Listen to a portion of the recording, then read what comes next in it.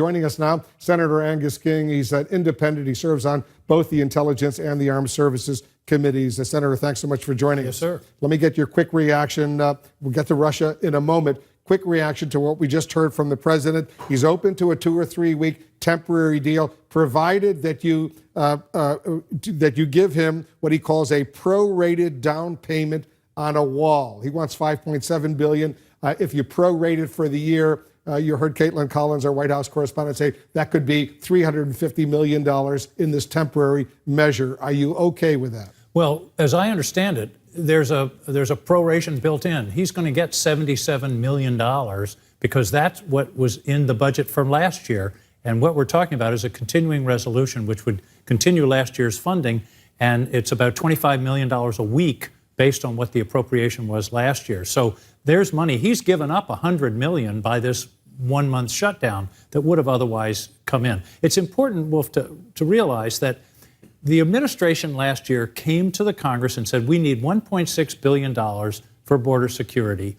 It was approved. The Appropriations Committee worked through it. They said, yes, here it is. And then all of a sudden in December, as we're about to keep the government going, we get this, a new $5.7 billion sort of parachuted in. There's never been any hearings. There's never been any discussion. There's never been any details about what it is. So what we are talking about today on the floor, and I was with that group of senators, is a 3-week continuing resolution. Take a deep breath, and then let's negotiate a border security agreement. But will that 3-week temporary solution include hundreds of millions of dollars for a border wall? I think it's impossible to say. You're precluding the ends of the negotiation.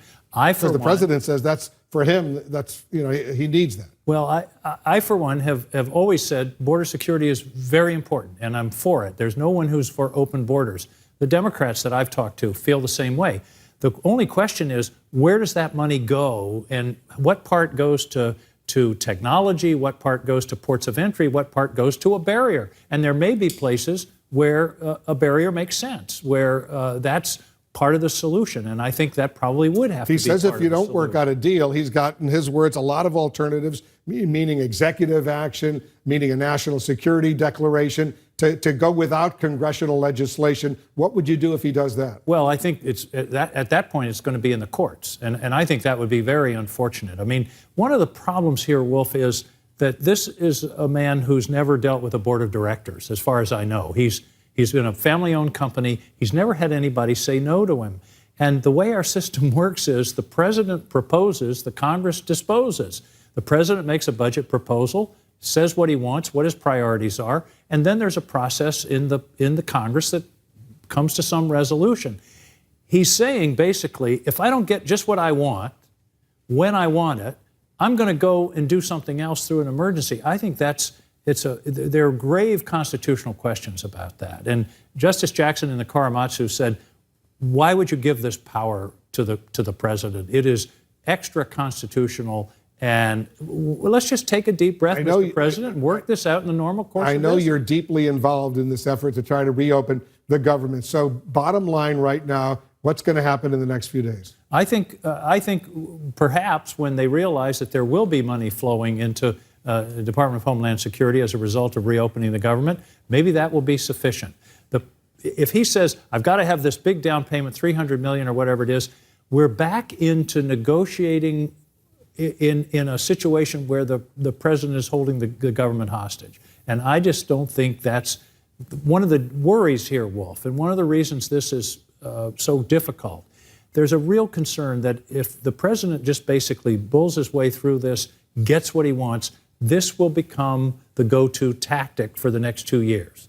We need a debt ceiling increase. Okay, if you do that, you've got to change the asylum laws. Or next year's budget's going to be, you've got to pass my NAFTA bill. This isn't the way to govern. It's supposed to be a give and take and a negotiation. And the fact that we passed the budget that he wanted for the border back in last year is an indication that the Congress, both parties, can act in good faith. While I have you, you're on the Intelligence Committee. Your committee, the Intelligence Committee, issued a subpoena to Michael Cohen to come testify, I assume behind closed doors, right? That's correct. Behind closed doors, and our Gloria Borger is saying he has accepted that subpoena. He will show up presumably in February, before he begins his 3-year prison sentence in March. But he's deeply concerned. He rejected the House Oversight Committee's open hearing because he says he fears for his family's safety after what the president, Rudy Giuliani, has said. How are you going to deal with that issue of his safety? Well, I think we have to respect that, and we have to try to take whatever steps are necessary to protect that. It gets close to witness intimidation, which isn't in any legal system allowed or proper. So we're going to have to take that into consideration. He's subpoenaed. The difference between the House side, he wasn't subpoenaed, he was appearing voluntarily. Now he's subpoenaed. He has no choice but to come. And hopefully we're going to be able to get some information from him that he didn't share before. As Manu said, when he appeared before, he wasn't truthful. And in fact, that was one of his not telling the truth to our committee is one of the things that he pled guilty to, that he's going to jail for. Will you release the transcript of that interview after he appears? I'm going to leave that to Chairman Burr and Ranking Member Warner. I'm not going to make a commitment here, but my whole philosophy through this whole process is everything should be as public as is reasonably possible. The other thing, we've got to try to work with Mr. Mueller and be sure that we don't impinge or somehow damage the work that they're doing. But I think that can be worked out. All right. Let's hope that there is as much transparency as possible. That's what I'm going to try to make happen. All right. We're with you, Senator. Thanks very much.